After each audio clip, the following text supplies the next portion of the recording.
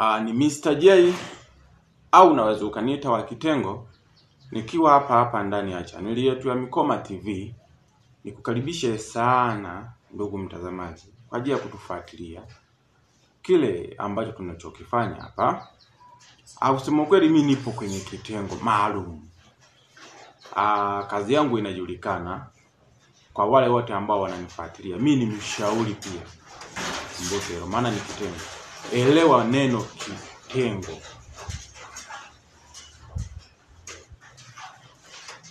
Kuna mambo ambayo yanaleta changamoto katika maisha ya binadamu. Kwa hiyo mimi nitakuwa naweka sawa. Kwa wale ambao watakuwa wanajifunza, wajifunze.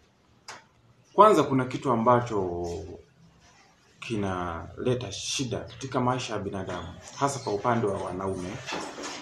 Wanaume wengi wanalia sana hapa duniani. Wanalia sana na mapenzi, mahusiano.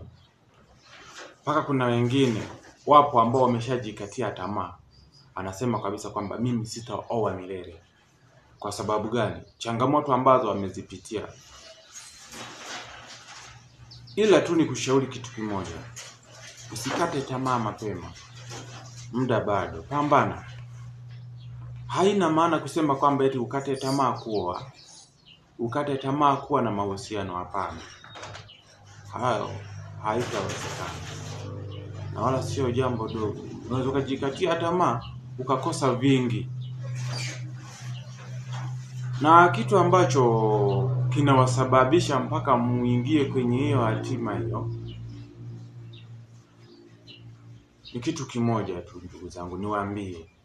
Mnapenda, yani wanawake tuseme kwamba mwanaume unapochukua jukumu la kuoa, unatakiwa uangalie mwanamke ambaye anastahili kuolewa. Kuna mwanamke wa kuolewa na mwanamke wa kuangalia tu na kuacha hivyo hivyo. Si kwamba eti kila mwanamke unayemuona tu kwamba anakuvutia, anapendeza, unamweka kwenye malengo ya kumuoa. Utakuwa unalia kila siku. Mimi leo nimekuja kuwashauri. Nipo kwenye kitengo. Leo nataka nizungumzie tu hii mada ya mahusiano. Maana wengi sana hapa Tanzania na dunia nzima niseme kwamba watu wanaumia sana kwenye mahusiano. Wewe kijana umechukua jukumu la kuoa. Uko sahihi. Ila sasa cha ajabu, mwanamke unayemuoa, muangalie kabisa kwamba ni mwanamke wa aina gani. Acha kuangalia mifano. Mifano ndio inayokufelisha. Unakuwa na matazamio kwamba eti fulani ana mwanamke wa aina hii, kwa hiyo na mimi niwe na mwanamke wa aina. Hapana, hiyo haiwezekani. Watu hatulingani kimawazo. Pia kitu kingine kwamba mwanamke unayemuoa umwangalie. Kuna mwanamke ambaye anastahili kuolewa kama nilipokuambia. Ni yule mwanamke ambaye anajisimamia. Kuna mwanamke ambaye anajisimamia. Kuna mwingine yupo anajisimamia kisirisiri, yani anajisimamia kwa kudanganya. Shida ni kwamba mnakimbilia sana hivi vibindi. Hawa wanawake hawa wa mitaani hawa. Kuna mwingine unamkuta akili yake ilishakaharibika. Anapitia wakati tu mgumu kidogo, anapigwa changamoto kidogo, analegea. Anakuambia kabisa kwamba mimi na nia ya kuolewa. Na wewe kweli unaingia kwenye mfumo. Usioe mwanamke, ushauri sasa. Usioe mwanamke ambaye amepitia changamoto wakati huo. Mwanamke anayepitia changamoto, huyo si kwamba eti ameenda kuolewa. Yaani sema tu kwamba ameona akaegemeshe tu, yani apumzike tu hizo changamoto. Kuna wakati changamoto zake akiona kwamba zimeisha, lazima akuache. Maana yeye si akili yake haipo kwenye kuolewa. Tafuta mwanamke ambaye anajisimamia, anayejitambua. Ambaye mwanamke alikuwa kabisa hana kabisa wazo la kuolewa. Pambana naye.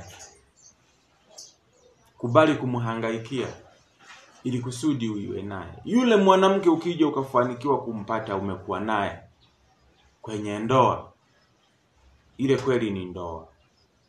Acha hao wanawake wa kutongoza leo kesho uko naye. Hapo hamna. Umeshapigwa kimekulamba. Mimi kama mimi Mr. J, ni jukumu langu kuwa na washauri vijana wenzangu. Hata mimi hapa nilipo hapa nimetendwa sana, lakini bado sijakata tamaa. Wewe kwa nini ukate tamaa? Jikazeni tu mpambane, ila mjue kuangalia mwanamke wa kuoa. Mwanamke anakudanganya tu kwamba siku hizi mimi starehe nimechoka. Mimi nataka kabisa niolewe, nipate mwanaume wa kunioa, niolewe nikatulie na mume wangu. Sawa. Kuna wengine wapo ambao waga wa kweli wana imani, hizo kweli wana maamuzi ya kuolewa. Lakini walio wengi matapeli, wanawake walio wengi matapeli. Ukiingia kwenye mfumo tu umeisha.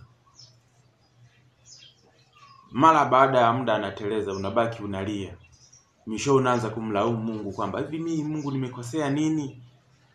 Sio kwamba ni Mungu, ni akili yako wewe mwenyewe.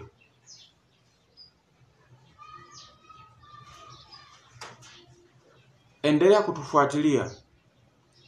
Sitaishia hapa, bali tu nitaweka kituo.